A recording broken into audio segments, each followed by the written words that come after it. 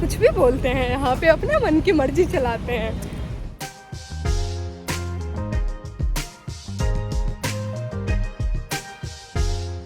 Welcome back to our another new blog video. और आज के इस ब्लॉग में ना मैं आपको कुछ रियलिटी बताती हूँ। अभी मैं पोस्ट ऑफिस गई थी और मेरा एक पैक था, आप कह सकते हो कि 2-3 केजी का रहा होगा।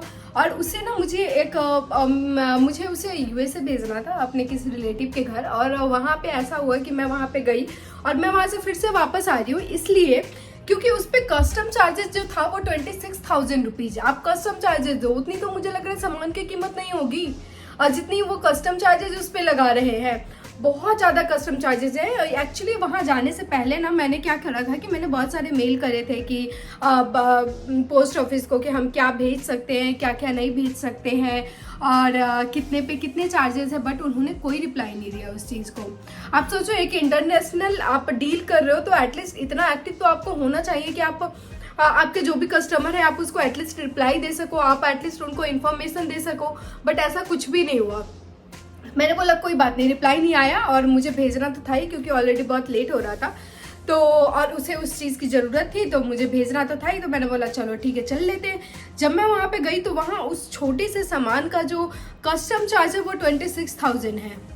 उन्होंने बोला कि 26, मैंने बोला व्हाट 26,000? मैंने रखता है लोग यहाँ महीने में 26,000 कमाते हैं। तो इस चीज़ को लेकर के फिर मैं वापस आई हूँ घर पे। अभी मैंने फिर से वो पैकिंग करी है, मैं आपको दिखा रही हूँ। ये छोटा सा पैकिंग किया और मुझे ऐसा लगता है ना कि इसको भी भेजने के लिए ना मुझे कम से कम 8-9 हज़ार रुपये तो देना ही पड़ेगा। आप देखो, सिर्फ इतना सा भेजने के लिए भी ना मुझे कम से कम 8-9 हज़ार रुपये पे करना पड़ेगा।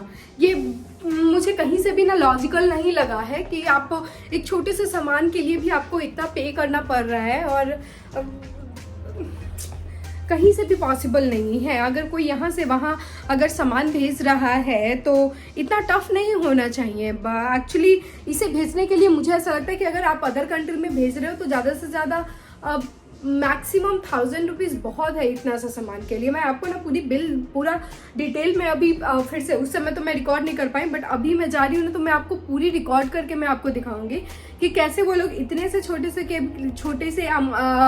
छोटे से प्रोडक्ट के लिए भी ना वो लोग कितना चार्ज करने वाले हैं। सो पहले मैं कैब कर लेती हूँ क्योंकि इतना पास भी नहीं है, कैब करना पड़ेगा। तो पहले मैं कैब कर लेती हूँ, फिर मैं आपको दिखाती हूँ कि वो कैसे चार्ज करेंगे इसको।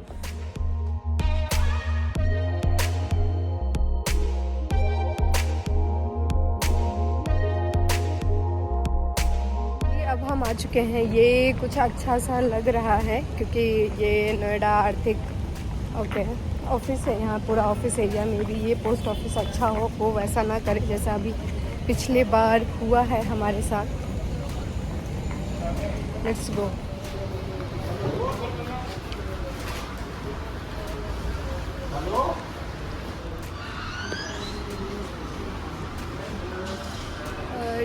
अभी मैं यहाँ पे डीएचएल स्टोर में हूँ और यहाँ पे लेट हो गया है, लाइक अब 3 बजे से पहले ही होता है। तो अब फिर से मुझे कल आना पड़ेगा तभी यहाँ से पोस्ट हो पाएगा। So collect our item and come tomorrow because ये तो अभी बंद हो चुका है। तो अभी तो ये बंद हो गया है तो अब हम निकलते हैं फिर से वापस घर के लिए और फिर हम आएंगे कल। सो लेट्स गो। हाँ, यहाँ पे सुविधाएं बहुत अच्छी है, डीएचएल का स्टोर है तो यहाँ पे सुविधाएं बहुत अच्छी है। यहाँ पे सब कुछ ऑन टाइम और सब कुछ बढ़िया है। और लाइक यहाँ पे जो सिक्योरिटी है ना वो बहुत बढ़िया था, मतलब बहुत अच्छा है, अच्छे तरीके से पहुँच जाएगा। और इसे भेजने के लिए ना मुझे 10,000 रुपये मुझे पे करना पड़ेगा। तो ये एक छोटा सा डब्बा पहुँच पाएगा यूएसए के अंदर। So yes. हाँ, ये पिछली बार जो था हमारा स्टोर उससे काफ़ी अच्छा है। ये नोएडा विशेष आर्थिक क्षेत्र, और देख के आते हैं एक बार वैसे है क्या ये। Okay, Noida special economic zone. Okay, ये अभी जो हम लोग हैं यहाँ है नोएडा स्पेशल इकोनॉमिक जोन। और आई एम 100% श्योर, ओ माई तिरंगा को देख, और 100% श्योर हूँ कि ये आइटम मेरा वहाँ पहुँच जाएगा। और मेरे सामने ना इस धरती की शान, भारत का शान तिरंगा लहरा रहा है और मैं बता नहीं सकती कि कितना बढ़िया लग रहा है देख के।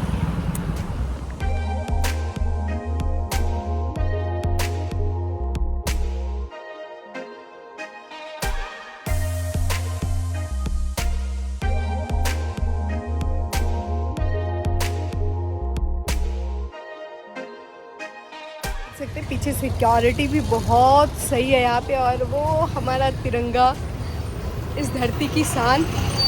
ओह माय गॉड, देख के ना दिल खुश हो जाता है। सो यहाँ पे सिक्योरिटी बहुत सही है और I love to visit this place and hope so हमारा काम भी हो जाएगा यहाँ तो। लेकिन यही है, फिर से मुझे कल आना पड़ेगा, आज का आना तो बेकार ही हो गया, बट कोई बात नहीं, फिर से कल आना पड़ेगा क्योंकि आज का आना तो मेरा बेकार ही हो गया, बट कोई बात नहीं, हो जाता है कभी कभी। Let's talk to one auto वाले भैया।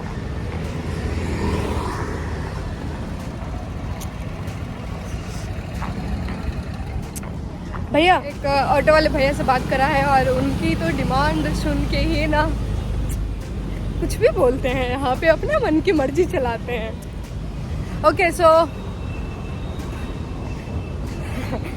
पधारने के लिए धन्यवाद बोल रहा है इकोनॉमिक जोन में, नोएडा के इकोनॉमिक जोन में पधारने के लिए धन्यवाद। आपको भी शुक्रिया करवा देते हैं, रुकिए। तो कैसा लग रहा है?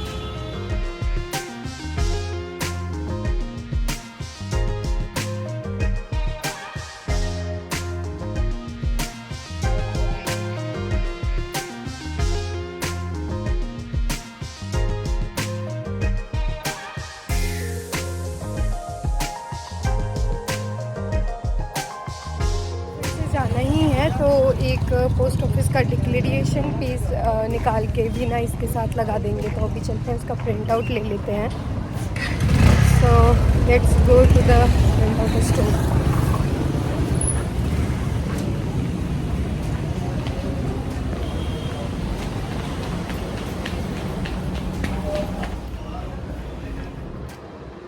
फाइनली अभी घर आ चुके हैं और घर आके काम चल रहा है। नानी जी है नहीं, नानी जी एक्चुअली मामा जी के घर गई हुई हैं और मैं नानी जी को बहुत ज़्यादा मिस कर रही हूँ। नानी जी प्लीज़ आ जाओ, वैसे आज आ जाएंगी नानी जी और